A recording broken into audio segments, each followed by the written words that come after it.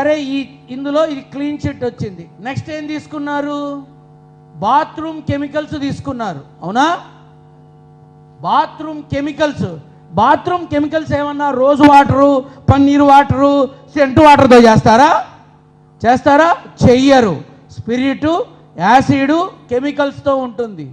మరి ఈ కెమికల్స్ ఉన్నటువంటి విధానం లడ్డూలోకి వస్తే లడ్డు అదే రూపంలో ఉంటుందా? లడ్డు అదే రూపంలో?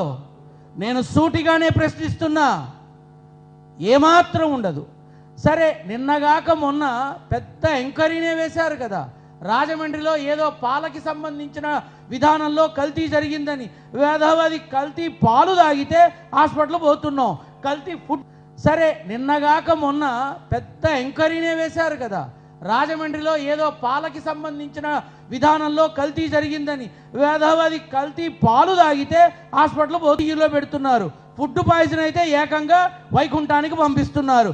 అటువంటిది ఇంత కల్తీ జరిగిన లడ్డూలు దరిమిలా 1800 రోజుల పాటు ఎంతోమంది తిన్నారు. ఒక్క కేసు బుక్ అవ్వలేదే, హాస్పిటల్లో ఒక్క కేసు బుక్ అవ్వలేదే.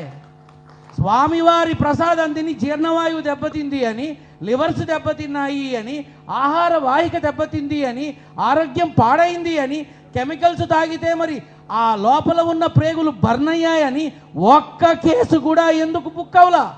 ఆలోచించాలి, ప్రతి ఒక్కరూ ఆలోచించాలి. ఈ మాధ్యమాల ద్వారా, ఇప్పుడు చూపిస్తున్న మాధ్యమాల ద్వారా యావత్ ప్రజానీకాన్ని నా యొక్క సందేహాన్ని మీ ముందు వ్యక్తపరిచా. రాజమండ్రిలో కల్తీ పాలు తాగితే హాస్పిటల్కి పంపించారు. మరి కెమికల్స్, కొవ్వులు అవి ఇవి కలిగినటువంటి ఆ ప్రసాదాన్ని తింటే ఏదో ఒకటి అవ్వాలిగా. ఎవరి దాకా ఎందుకు? నేనే రోజు తిని చస్తున్నా తిరుమల ప్రసాదాన్ని, మరి ఏమీ కాలేదుగా. దీన్ని బట్టి ప్రతి ఒక్కరూ ఆలోచించాల్సింది ఏమిటి అంటే, రాజకీయం చెయ్యాలి, రాజకీయపరమైన యుద్ధం చెయ్యాలి. రాజకీయ కక్షలున్నా సరే రాజకీయంగానే చెయ్యాలి. కానీ ఆ రాజకీయటువంటి వాదనల కోసం, మీ యొక్క కక్ష సాధింపుల కోసం దయచేసి భగవంతుణ్ణి వాడుకోకండి, దయచేసి భగవత్ ప్రసాదాన్ని వాడుకోకండి. అది మహామహిమాన్వితమైన ప్రసాదం. యావత్ ప్రపంచానికి పంపబడుతున్న ఒకే ఒక్క ప్రసాదం తిరుమల లడ్డు ప్రసాదం. యావత్ ప్రపంచానికి పంపబడుతుంది. ఆ ప్రసాదాన్ని అడ్డం పెట్టుకొని ఇప్పటిదాకా మాట్లాడి, మొన్న this is very sensitive issue, we must stop this ఏమనాలి? చేతులు కాలేక ఆకులు పట్టుకోవడము అనాలి. బట్ అందరి ముందు నేను తెలియబరుస్తున్నా, మళ్ళీ 2029లో మరి మాజీ ముఖ్యమంత్రి వర్యులైనటువంటి జగన్మోహన్ రెడ్డి గారిని తొందరగా వాళ్లే చూడాలనుకుంటున్నారేమో ముఖ్యమంత్రిగా.